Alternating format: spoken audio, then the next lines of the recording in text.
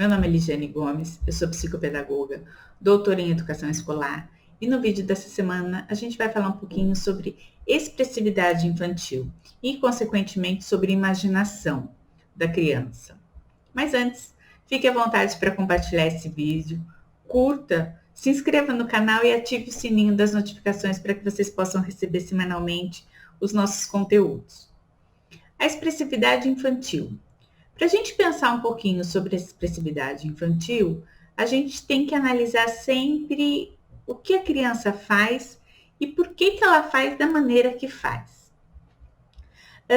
A gente tem aí diversos tipos de expressividade. A gente tem o desenho, tem a linguagem verbal, tem a linguagem corporal e tem a musical.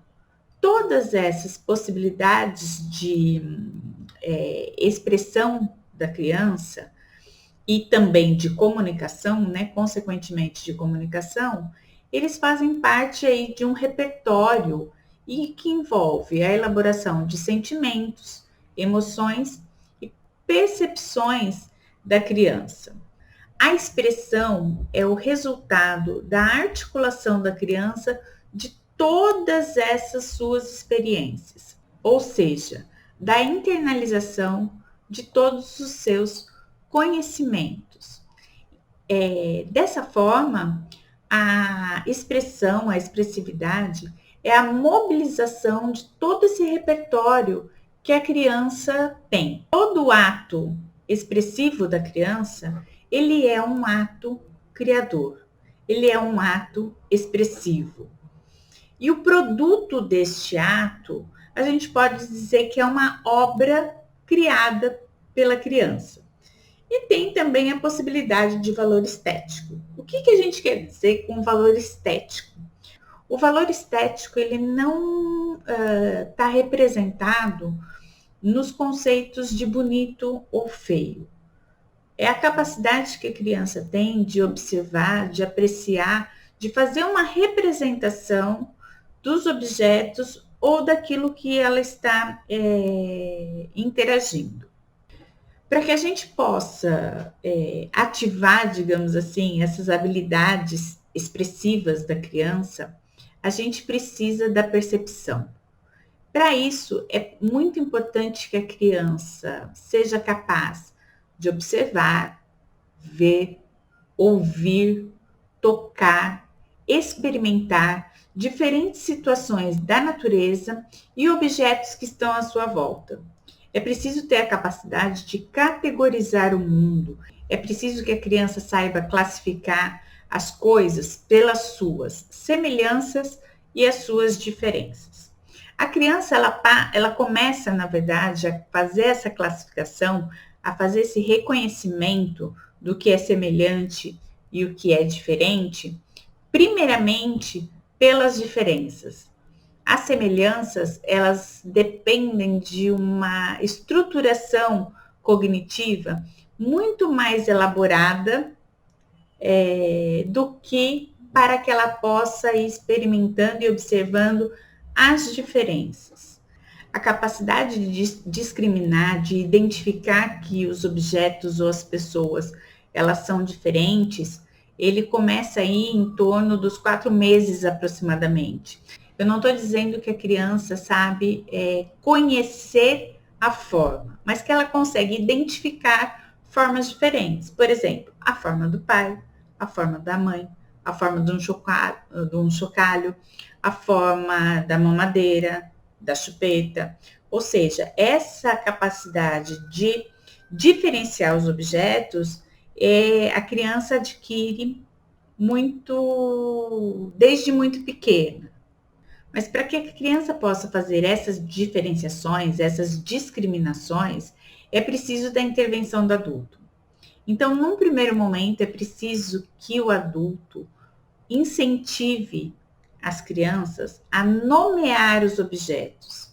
E a partir do momento em que ela nomeia os objetos, a gente conseguir mostrar para ela as particularidades do objeto, nomeando também essas partes. Às vezes, a gente pode falar de objetos em que a gente ressalta a forma, ou ressalta a cor, ou ressalta alguma característica que é estranha naquele objeto. É preciso que o adulto chame a atenção da criança para as diferentes particularidades do objeto, né? Para que ela comece a discriminar e também porque, por si só, ela não vai prestar atenção nessas diferenças. Somente depois que a criança passa a fazer essas discriminações é que a gente pode aí fazer com que ela aprenda, incentivar a aprender outras relações, como por exemplo, som, imagem, movimento. Quando eu falo para a criança, né, apresento para a criança, quando eu apresento para a criança um avião, automaticamente ela tem a noção de movimento. Ela indica um movimento.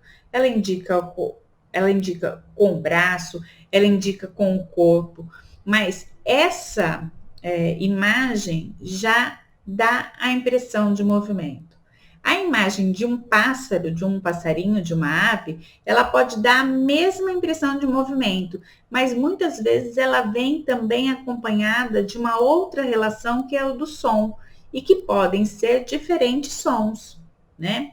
O avião, geralmente, ela faz um som só, mas o pássaro não. Depende do pássaro que ela conhece, e às vezes ela conhece mais de um tipo de pássaro, né?